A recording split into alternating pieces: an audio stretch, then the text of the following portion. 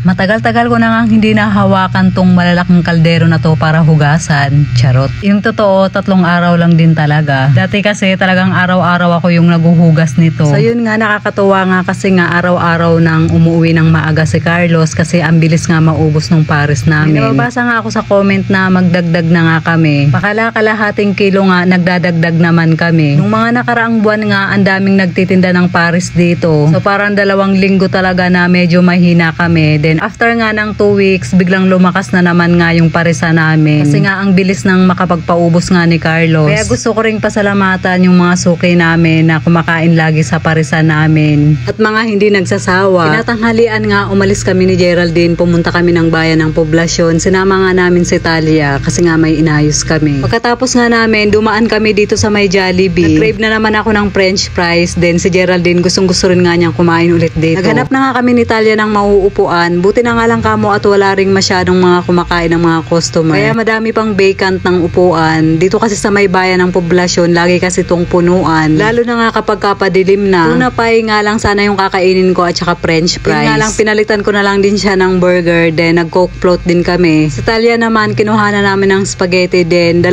spaghetti nga yung kinuha ni Geraldine para naman kay Tantan. Ewan ko ba, talagang sobrang lagi kong namimiss yung lasa ng Jollibee. Lalo na nga yung burger at yung price nito. Kahit nga siguro araw-araw ako kumain nito, hindi talaga ako magsasawa. Naalala ko tuloy nung ipinagbubuntis ko si Geraldine, ito lang talaga yung kinakain ko. Spaghetti at burger nga dito sa Jollibee. Kapag hindi nga ito yung kinakain ko, talagang nagbabamit ako. Kaya sobrang magastos talaga ako nung ipinagbubuntis ko nga si Geraldine. Pagkatapos nga namin kumain, niligpit namin yung pinagkainan namin. Pinagpatong-patong lang namin siya dun sa may lagayan para hindi naman siya masyadong makalatingnan. So sa Japan nga, kapag kakakain ka ng mga fast food, kailangan talaga lilinisin mo bago ka umalis. Si Talia na nga yung humawak ng tinake out namin para kay Tantan. Nakikipag-agawan din kasi siya sa mama niya at siya daw ang hahawak. 3:00 pa nga lang ato ng hapon kaya medyo mainit pa. Bumiyahe na nga kami papunta ng bahay. Pagdating nga namin dito sa bahay, halos tapos na rin ni Carlos ayusin yung cart. Si Geraldine naman nagputol-putol na rin siya ng mami para sa dadalhin nga ni Carlos. Ako naman dumiretso na nga ako dito sa kwarto kasi may inabot nga sa akin si Carlos na mga parcel na naman. In-order ko nga to sa Shopee at sa TikTok.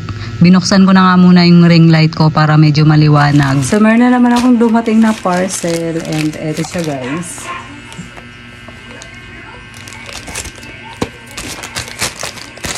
So yung kinuha ko sa Shopee ay eto. Ayan, AirPods. Kasi yung ganito ko pinahiram ko kay Gerald, di niya na binalik. So nagustuhan niya na. Yun pa yung kinuha ko nung bago ako umuwi dito noon sa Japan, sa Amazon ko pa siya kinuha. So ngayon, ang mura lang kasi nito, 140 lang. Kulay yellow siya, ito yung pinili ko. Wow, yellow nga siya, oh my god. Ano? Uy, yellow. Parang katulad lang din siya nung ano, nung sa akin. Ito yung charger niya, oh, ayan. So, siguro, low bat to, hindi ko alam.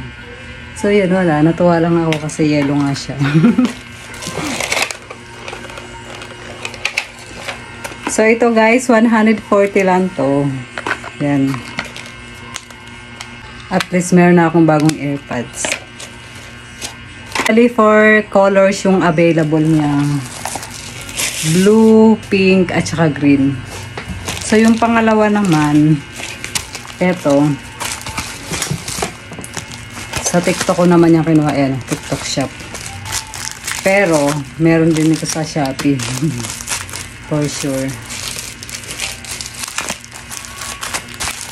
So, yung kinuha ko sa TikTok shop ay case. Eto. Ayan, yellow. For sure, yellow pa rin ang kinuha ko. Ayan o. Kasi yung case ko, sira-sira na siya. Kaya gusto ko na siyang palitan. Bali, 3 case yung kinuha ko. Eto siya o. Ayan. Isang white, tsaka isang black. Then, ayan siya. So, mamaya-maya susukatin ko na siya. Yun lang yung mga kinuha ko. Ito naman, 49 pesos to. And 3 na nga yung kinuha ko. Matagal ko na rin kasing gustong kumuha na ito. So, yun nga, mura nga siya. Kaya, order na ako ng 3. So, yun lang guys yung aking in-unbox for today. And mamaya susukatin ko na at iti-test ko na siya kung okay ba. So, yan guys. Babush!